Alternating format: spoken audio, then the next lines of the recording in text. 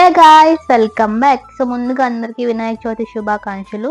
So నేనైతే ఈరోజు దేవునికి పళ్ళెం వేసాను. ఒక 5 ఐటమ్స్ చేశాను అంతే, ఎక్కువ చేయలేదు.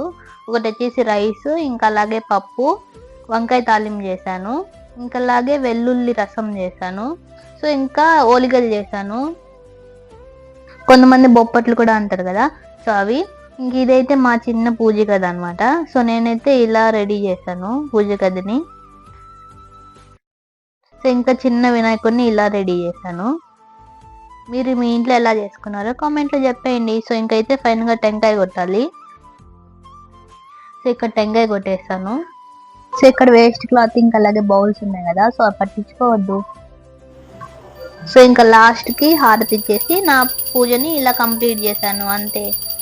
ఇంతటితో నాకు పొద్దు చెల్లిచ్చేసాను. సో మీరు ఎలా చేసుకున్నారో కామెంట్లో చెప్పేయండి. Thank you for watching. Take care, bye.